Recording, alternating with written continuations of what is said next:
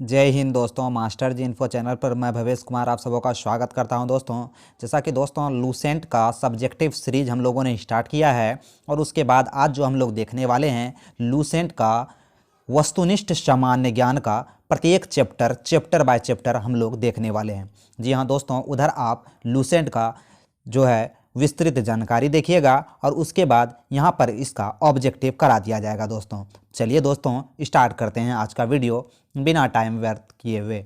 अगर आप बीपीएससी, बिहार दरोगा, एसएससी, रेलवे, अगर आप किसी भी सरकारी एग्जाम की तैयारी करते हैं दोस्तों तो ये सेशन जो है आपके लिए काफ़ी महत्वपूर्ण होने वाला है। आज हम लोग ऑब्जेक्टिव सेशन में सामान्य परिचय देखेंगे और उसके बाद ऐतिहासिक स्रोत देखेंगे। तो चलिए दोस्तों स्टार्ट करते हैं आज का वीडियो। चैनल पर नए हैं तो चैनल को सब्सक्राइब कर लीजिएगा, क्योंकि यहाँ पर जीके जीएस से संबंधित सारी तैयारी आपको एक ही चैनल पर मिलने वाला है। तो हम लोग स्टार्ट करने वाले हैं भारत इतिहास के बारे में सामान्य परिचय का ऑब्जेक्टिव। ठीक है, तो पहला प्रश्न है, इतिहास के तहत अध्ययन किया जाता है। इतिहास के तहत किसका अध्ययन किया जाता है दोस्तों? तो इतिहास के तहत अतीत का अध्ययन किया जाता है। ठीक है, नेक्स्ट है, प्रथम यूनानी इतिहासकार कौन थे? तो प्रथम यूनानी इतिहासकार थे हेराडोट्स। कौन थे दोस्तों? हेराडोट्स। इसका जो है सब्जेक्टिव आपको करा दिया गया है। अगर किसी भी प्रश्न में आपको प्रॉब्लम हो रहा है तो आई बटन पर देख सकते होंगे दोस्तों, ऊपर में आई बटन है, वहाँ पर आपको लूसेंट का सब्जेक्टिव जो है करवा दिया गया है, आप वहाँ जाकर वीडियो देख सकते हैं।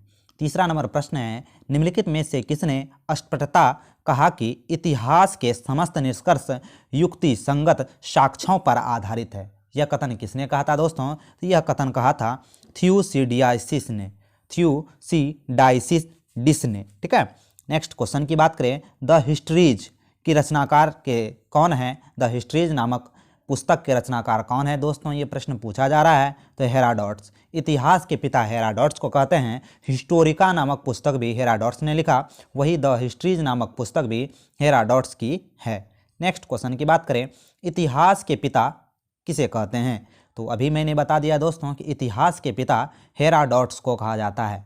द फादर ऑफ हिस्ट्री किसे कहते हैं? हेराडोट्स को इतिहास के पिता कहा जाता है।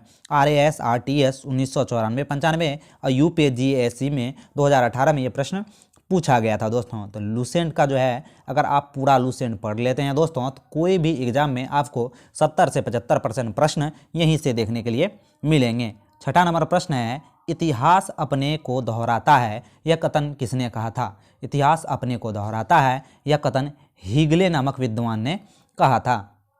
नेक्स्ट है, हम इतिहास से यही सीखते हैं कि आदमी इतिहास से कभी कुछ नहीं सीखता, यह कथन किसका है दोस्तों? तो यह जो कथन कहे थे, यह हीगले नामक विद्वान भी यह कथन को कहे थे। नेक्स्ट क्वेश्चन है, किसका कथन है समस्त इतिहास वर्ग संघर्ष का इतिहास है? तो यह कथन किसका है दोस्तों कि समस्त इतिहास वर्ग संघर्ष का इतिहास है? तो यह कथन जो है कार्ल मार्क्स का कथन है। कार्ल मार्क्स का कथन है समस्त इतिहास वर्ग संघर्ष का इतिहास है। नेक्स्ट क्वेश्चन की बात करें, निम्नलिखित में से कौन सा एक इतिहास के विषय में मार्क्स के दृष्टिकोण का संक्षिप्त विवरण है? तो यह किसका कथन है दोस्तों? तो यह इसका कथन है इतिहास शोषण और शोषित वर्गों के बीच संघर्ष का सिलसिला है। ठीक है, नेक्स्ट क्वेश्चन की बात करें, यह CDS 2010 में प्रश्न पूछा गया था दोस्तों, देख सकते हैं नीचे वर्ष और एग्जाम के बारे में भी लिखा है, उसे भी आप ध्यान रखिएगा। निम्नलिखित में से किसने द्विधात्मक भौतिकवाद के सिद्धांत का प्रतिपादन किया? तो किसने किया है दोस्तों? इसका सही आंसर हो जाएगा मार्क्स ने, यानी कि कार्ल मार्क्स ने द्विधात्मक भौतिकवाद का सिद्धांत का प्रतिपादन किया। TGT परीक्षा 2016 में यह प्रश्न पूछा गया था।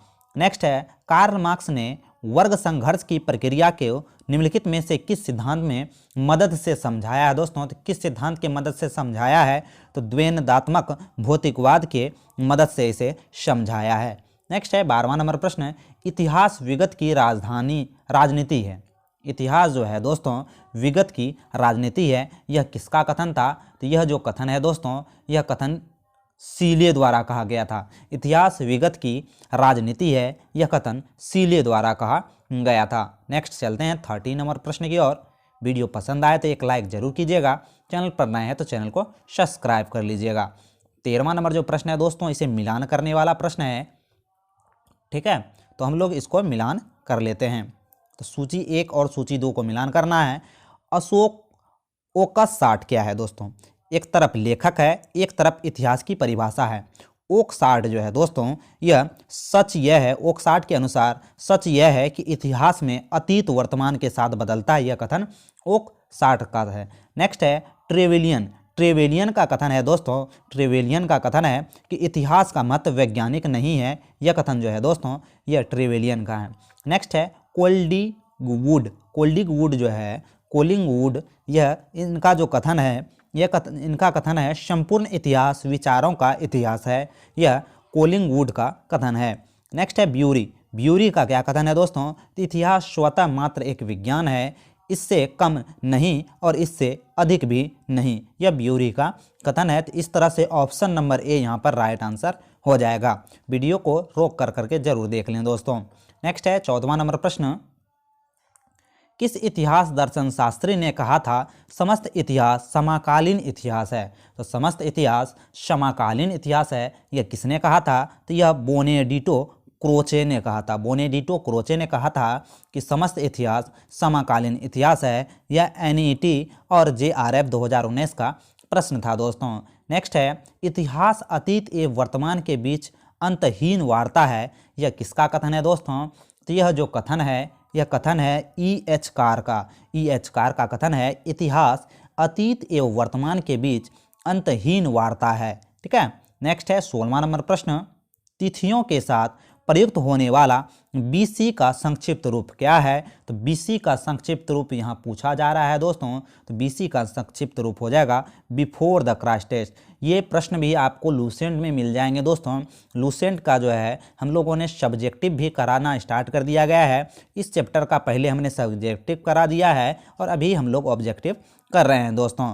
ठीक है, अगर आपने सब्जेक्टिव नहीं देखा है दोस्तों तो इसका डिस्क्रिप्शन बॉक्स में लूसेंट सब्जेक्टिव का लिंक दे दिया गया है, आप जाकर देख लीजिएगा। नेक्स्ट है तिथियों के साथ प्रयुक्त होने वाला एडी का पूर्ण रूप क्या है? तो एडी का पूर्ण रूप है एना डोमिनिया। एना डोमिना। ठीक है, तो ऑप्शन नंबर ए ही यहाँ पर सही हो जाएगा दोस्तों। नेक्स्ट है 18वां नंबर प्रश्न, वर्ष 50 ईस्वी पूर्व क्या है दोस्तों? वर्ष जो 50 ईस्वी पूर्व है यह वर्ष 150 ईस्वी पूर्व के बाद आता है। वर्ष 50 ईस्वी पूर्व वर्ष 150 ईस्वी पूर्व के बाद आता है, यही यहाँ पर कहना चाह रहा है प्रश्न। नेक्स्ट है 19 नंबर प्रश्न।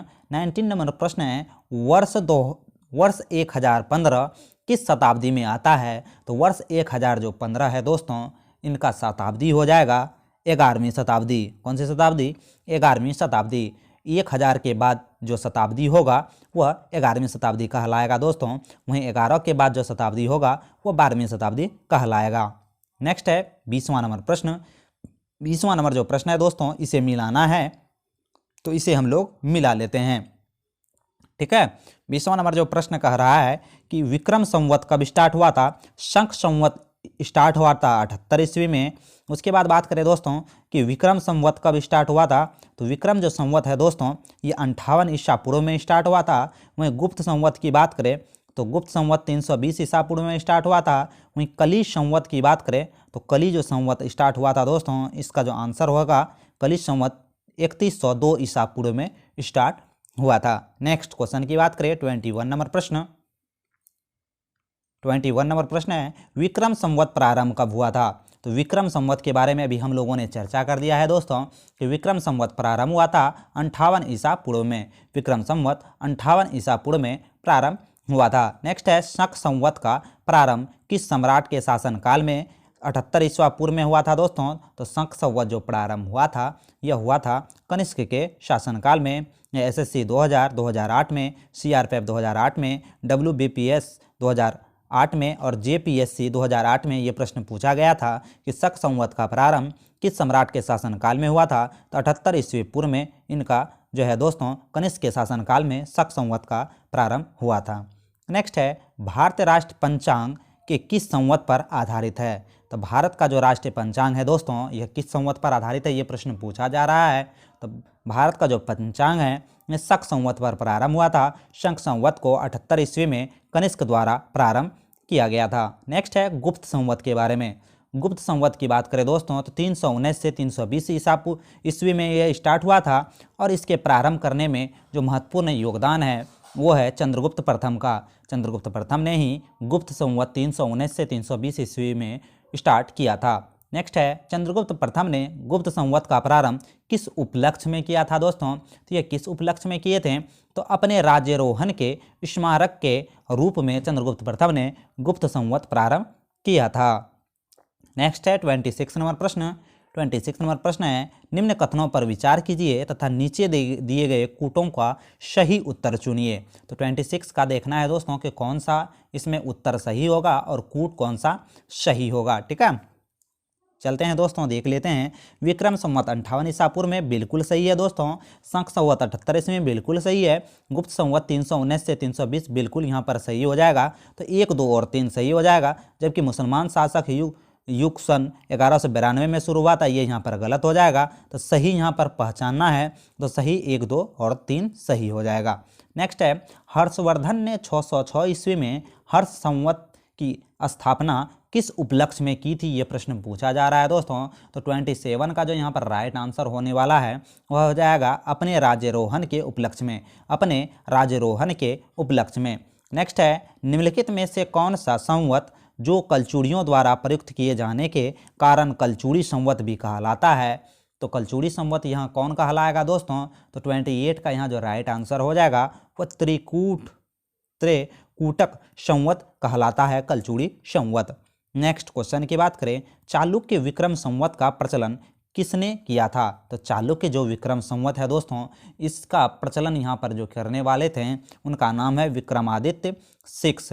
विक्रमादित्य 6 ने चालुक्य विक्रम संवत प्रचलन स्टार्ट किया था। नेक्स्ट है निम्नलिखित में से किसे एक नए संवत चलाने का यश प्राप्त है? तो नए संवत चलाने का यहाँ पर जो यश किसे प्राप्त है दोस्तों? तो लक्ष्मण सेन को। लक्ष्मण सेन ने जो है दोस्तों नया संवत स्टार्ट किया था, ये हमें याद रखना है। नेक्स्ट है निम्नलिखित में कौन सा वर्ष दिसंबर 2009 में शक संवत का वर्ष होगा? तो शक संवत का वर्ष कौन सा होगा दोस्तों? तो यह शक संवत का यहाँ पर जो वर्ष होगा 1931 का जो वर्ष होगा दोस्तों, 1931 का जो वर्ष होगा यह शक संवत होगा। ठीक है, नेक्स्ट क्वेश्चन की बात करें, विक्रम संवत 2070 की को ईस्वी संवत में रूपांतरित करने पर क्या मान आएगा, ये प्रश्न पूछा जा रहा है दोस्तों। तो विक्रम संवत को बात करें तो यह 2013 आ जाएगा। क्या आ जाएगा? 2013 आ जाएगा। नेक्स्ट क्वेश्चन की बात करें 33 नंबर प्रश्न। वीडियो पसंद आए तो एक लाइक जरूर कीजिएगा, चैनल पर नए हैं तो चैनल को सब्सक्राइब कर लीजिएगा। लूसेंट का पूरा निचोड़ हम लोग करने वाले हैं। लूसेंट पूरा क्लास आपको यहीं पर मिलने वाला है, तो मास्टर जी इन्फो को सब्सक्राइब जरूर कर लीजिएगा। विक्रम एवं शक संवत के आरंभ के बीच कितने वर्षों का अंतर है? तो एक जो है ईस्वी पूर्व है और एक ईस्वी है, तो दोनों को क्या करेंगे दोस्तों? दोनों को जोड़ देंगे। क्या करेंगे? एक अगर ईस्वी पूर्व हो और एक ईस्वी हो तो दोनों का अंतर निकालने के लिए दोनों को जोड़ देंगे। तो 33 का जो यहाँ पर राइट आंसर होने वाला है दोस्तों वह हो जाएगा 135 वर्ष। क्या हो जाएगा? 135 वर्ष। नेक्स्ट क्वेश्चन की बात करें, पुलकेशियन प्रथम का बादामी शिलालेख शक वर्ष 465 का दिनांकित है। यदि इसे विक्रम संवत के दिनांकित करना हो तो क्या वर्ष होगा? सॉरी दोस्तों, क्या वर्ष होगा? इसका वर्ष हो जाएगा 600 वर्ष। नेक्स्ट क्वेश्चन की बात करें, राजस्थान सरकार के कैलेंडर में वी संवत 2063 लिखा हुआ है, तो साके संवत यानी कि शक संवत क्या होगा? तो शक संवत यहाँ पर पूछ रहा है दोस्तों क्या होगा? तो 35 का यहाँ पर जो राइट आंसर होने वाला है वह हो जाएगा 1928 के शक संवत। 1928 शक संवत यहाँ पर होगा। नेक्स्ट है 36 नंबर प्रश्न, पुरातत्व के स्तर में विन्यास पद्धति, पुरातत्व में स्तर विन्यास पद्धति निम्नलिखित में से किसको समझाने के लिए प्रयुक्त हुआ है दोस्तों? तो यह किसको समझाने के लिए प्रयुक्त हुआ है? यह भौतिक अवशेष को समझाने के लिए प्रयुक्त हुआ है। नेक्स्ट है कार्बन 14 तिथि निर्धारण पद्धति का विकास किया गया था। तो कार्बन 14 तिथि निर्धारण पद्धति का जो विकास यहाँ पर हुआ है दोस्तों, यह हुआ है विल्डर्ड लिब्बी द्वारा। विल्डर्ड लिब्बी द्वारा कार्बन 14 तकनीक का विकास हुआ है। 38 नंबर प्रश्न की बात करें, कास्ट अस्थि और शंख के पुरातत्व नमूनों का काल निर्धारण करने के लिए निम्नलिखित में कौन सा तरकीब अपनाया जाता है दोस्तों? तो कौन सा तरकीब अपनाया जाता है? तो 38 का हो जाएगा कार्बन 14। कार्बन 14 की बात करें तो अस्थि यानी कि मृत पेड़ पौधों के लिए या मकान के लिए कार्बन 14 का प्रयोग किया जाता है दोस्तों, ये हमें याद रखना है। ठीक है, नेक्स्ट है कार्बन डेटिंग निम्न आयु का निर्धारण हेतु प्रयुक्त किया जाता है। तो कार्बन डेटिंग जो है दोस्तों यह जीवाश्म के आयु का निर्धारण करने के लिए किया जाता है। नेक्स्ट है प्राग ऐतिहासिक का अंत एवं इतिहास का आरंभ तब माना जाता है जब क्या हुआ था दोस्तों? तो जब मानव ने लिखना सीखा था। जब मानव ने लिखना सीखा था तब प्रागैतिहास का अंत एवं इतिहास का आरंभ तब माना जाता है। नेक्स्ट है 41 नंबर प्रश्न, भारत के संदर्भ में ऐतिहासिक काल का आरंभ कब से माना जाता है? तो यह कब से माना जाता है दोस्तों? तो यह 600 ईस्वी पूर्व से माना जाता है। नेक्स्ट क्वेश्चन की बात करें 42 नंबर प्रश्न, सिंधु सभ्यता को आदि ऐतिहासिक सभ्यता कहा जाता है क्योंकि इसमें किसका प्रमाण मिला है दोस्तों? तो इसमें जो है प्रमाण मिला है लेखन का प्रमाण मिला है। नेक्स्ट है शक संवत पर आधारित राष्ट्र पंचांग जिसे नेशनल कैलेंडर का एक चैत्र ग्रेगोरियन कैलेंडर की निम्नलिखित तिथियों में से किस एक का तदनुरूप है दोस्तों? तो किस एक का तदनुरूप है? तो 22 मार्च, यानी कि एक चैत्र कौन सा तारीख होगा? 22 मार्च तारीख होगा। नेक्स्ट क्वेश्चन की बात करें, किसने इतिहास का प्राचीन मध्यकालीन और आधुनिक तीनों भागों को बांटकर देखने का रिवाज चलाया था दोस्तों? तो यह किसने यह रिवाज चलाया था? तो यह रिवाज सेलियरस ने चलाया था। यह रिवाज सेलियरस ने चलाया था। तो अभी हम लोगों ने देखा लूसेंट ऑब्जेक्टिव का भारत इतिहास में सामान्य परिचय। तो आशा करता हूं कि आज का यह क्लास आपको अच्छा लगा होगा। क्लास अच्छा लगा होगा तो हमें ज़रूर एक बार कमेंट करके बताइएगा दोस्तों, कि कमेंट करके ज़रूर बताइएगा कि क्लास को कंटिन्यू किया जाए या नहीं किया जाए। तो मिलते हैं दोस्तों अगले वीडियो में। जय हिंद, जय भारत।